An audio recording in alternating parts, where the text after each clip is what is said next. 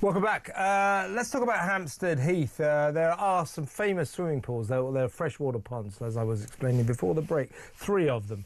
And in the line of in the manner of these things, for some time now, the City of London Corporation that controls these ponds has allowed what they call trans women. That's kind of blokes who want to pretend that they're women.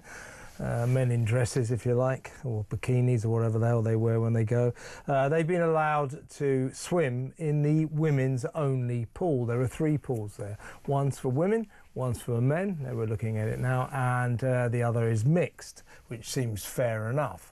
But men are what my next guest, and I think her colleagues, companions, felt was that with the Supreme Court biological sex ruling, that men would no longer be allowed to swim in the women's pool. Warm welcome to Hannah Clarke, a women's rights activist. But Hannah, you have discovered that is not the case. Well, it seems that way, doesn't it? We were stopped from entering the ponds yesterday, the men's pond. They had a policeman there and 2 security guards on the gate and wouldn't let us self-identifying men, so women claiming to be men, into the men's pond. Right, this is what they were chanting. It's a good chant. A person with a penis is a man. A person with a penis is a man. That was your chant, wasn't it? That was one of them, yes, it was. One of them, and the other one, this was a family show and all that. No goolies in our poolies. Catchy slogans are very important in political campaigns, so I'm very much on your side, by the way. I live near there, and I think you should have your own pool. Now, we'll get your thoughts on the fact that blokes can still swim with you, according to the City of London Corporation, in a second. But when you, as part of your demonstration yesterday, on Bank Holiday Monday, you sort of jokingly, some of you dressed up with, put a full beard, and we're looking at it now, and mustaches and things like that, went to the men's pool, the men's only pool, and said, we identify as men, let us in. They wouldn't let you in. Is that the normal rule? I don't know. It's happened to us a couple of times when we've attended now. We did this originally in 2018, and we were, in that instance, the police were called and we were escorted out of the pond, even though we had very much self-identified as trans men. But it seems that when men are inconvenienced by this self-identity nonsense, that there's more action taken by the authorities. And I mean, I was just trying to discern whether or not, I mean, yesterday they banned you, even though you said we were identifying as men. They banned you from going into the men's pool. So I'm trying to work out whether normally trans women, as they call them, men who identify as women, are allowed into the women's pool, but trans men, women who identify as males, are not allowed into the men's pool. Well, that would be logical, wouldn't it? That if you're to allow one in, you're to allow both in. But from our experience, having gone to the men's pond, we weren't allowed in. So all I can speak from is my experience on this. Well, tell us what you think about this situation. You must have felt, because I know, being a local myself, there's been a lot of campaigning about this for a long time, hasn't there? You must have felt that the Supreme Court biological sex ruling a couple of Mondays ago would have changed the picture, that you finally would have won your right to have your own females only space, because frankly it's not lawful now for biological males to be allowed into women's only spaces, is it? Well, exactly, and in fact it's not just that it's not lawful now, it's never been lawful. It was just clarified. But the Corporation of London has very much dug its heels in. It did this consultation in 2018 where they said that anyone that claimed that they were wrong using gender to identify or self-identify people into the ponds was in breach of the Equality Act. They said that we were all wrong saying that, and they've now doubled down on that position, saying that it's very complex and they need to think about it very not carefully. Complex, is it? I know, it's really not complex. It's the simplest thing in the world, isn't it? We all know what a woman is, and these people have always known what a woman is. They've just been lying for the last decade or so. Yeah, I mean, it's still a source of shall we say, surprise, bemusement that it took 5 years for the Supreme Court, the most learned legal brains in the country, to work out what a kind of 3-year-old kid knows, that when you're born a woman, how do you define a woman? I know, it's someone who's born a woman. How about that? Exactly. But I mean, this is typical though, isn't it? The City of London Corporation, just like the NHS, just like so many organisations now, are railing against that moment of common sense 2 weeks ago when the Supreme Court decided biological sex means biological sex. Well, absolutely. I think that they've all been very embarrassed by it because they've been, you know, towing the stone law line, as it were. They've been saying that trans women are women and that we must allow trans women into every single space where a woman can be vulnerable. And they've been shown up to be wrong. And I think that people are very unwilling to admit that they're wrong and find it quite hard to row back sometimes, even though in this instance they've got the perfect excuse. You know, we made a mistake, we and everyone else misinterpreted the law. But now we've had clarification on it. It's very simple, it's very straightforward. A woman is born female, a man is born male. It's very easy to separate on those bases.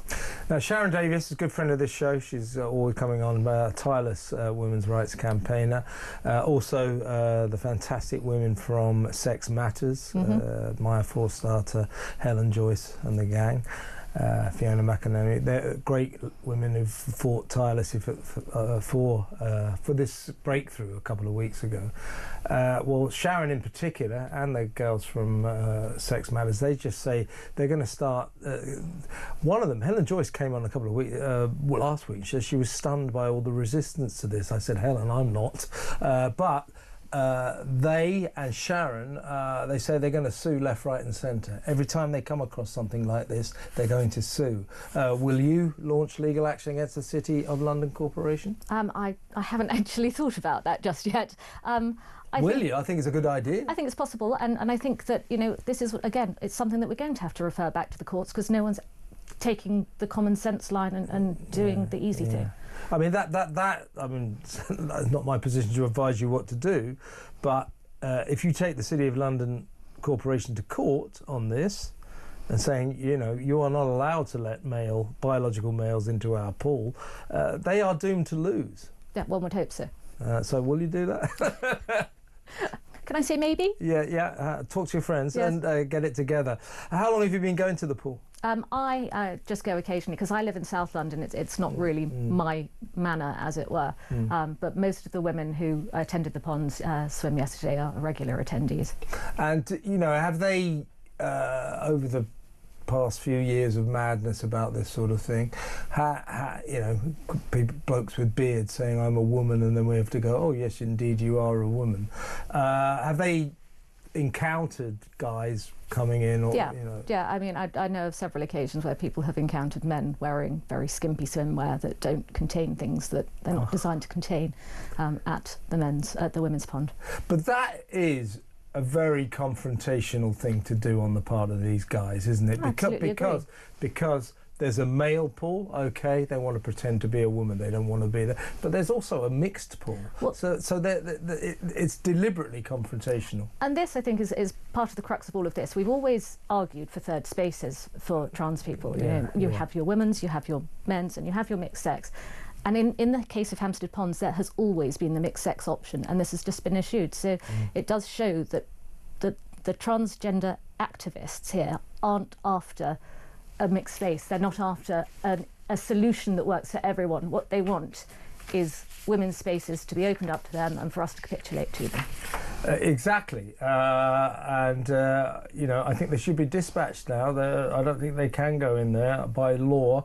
A spokesperson for the City of London Corporation told us, in line with many other affected organisations, we are carefully considering the judgment and awaiting statutory guidance from the HRC, the European, well, they've done that the wrong way. Oh, yeah, that's the Equalities and Human Rights Commission, isn't it? Which by law service providers must take into account. We take our obligations very seriously, and a carefully considered decision in this complex matter will be taken in due course. We remain committed to providing a safe and respectful environment for all. They don't want to implement the Supreme Court's ruling, do they? No, because they don't want to admit they're wrong, and some very prominent members of the City of London Corporation have really stood up on this matter and told women to shut up and sit down. And I mean, if you look at that statement, it's quite a lot of words that say absolutely nothing. They're waiting for the statutory guidance. There's already interim guidance that's out. And as we said to start with, it's not a complex matter. It's the most simple matter that you'll ever actually have to deal with, surely. Absolutely. Well, I've got you down as a women's rights activist, so I'm assuming that it isn't just the Hampstead pools that you campaign for equality in. I mean, generally speaking, as I say, I was speaking to Helen Joyce from Sex Matters last week, and she, you know, very smart lady, but she was shocked about the level of resistance that has been put up against this ruling. Have you been surprised?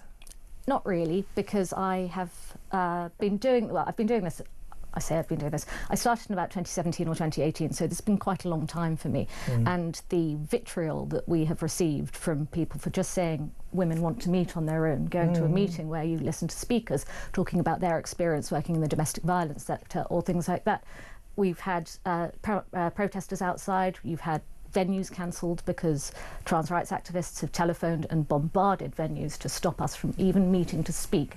So the resistance to this, to me, is just an extension of that behaviour, and it just feels like a big old tantrum. Yeah, they've lost and they don't like it, and they're going to put up as much of a fight as they possibly can. But you're telling me about the, you know, guys turning up in skimpy bikinis, you know, with all that entails. I mean, that's just a very aggressive thing to do, and it must make the women who go there, you know, feel really intimidated. I would say so. I mean, I would feel intimidated by it, and of course, I think I might. You'll have a lot of women who will self-exclude as a result of this. They'll see it, they'll feel uncomfortable, they'll go away, and they won't come back. So something that's quite precious for women with the Women's Pond has been spoiled for so many women.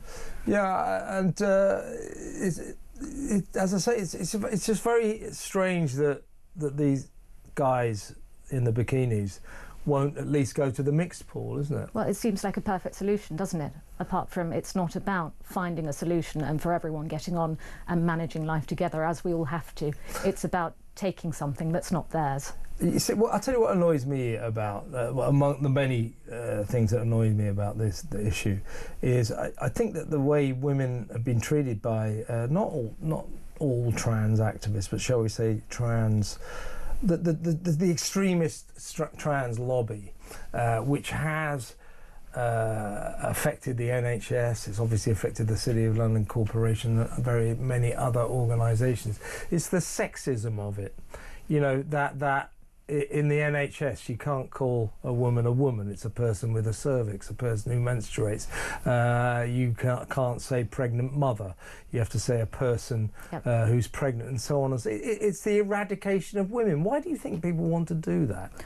I think because it's a game of punching down, isn't it? You know, there's always been sexism all throughout time, and this is just a new progressive way for people to be sexist and to abuse women and to I suppose diminish women. That's it. That's what it is. We maybe took up too much space, and they feel that we should get back in our boxes, but I don't think that's going to happen. But you're not going to give up on the Hampstead Heath Absolutely pond not. Issue. Good, excellent. That's Hannah Clarke, women's rights activist. Let me know what you think about this. I think it's a disgrace. Let the ladies have their own pool. What's wrong with that?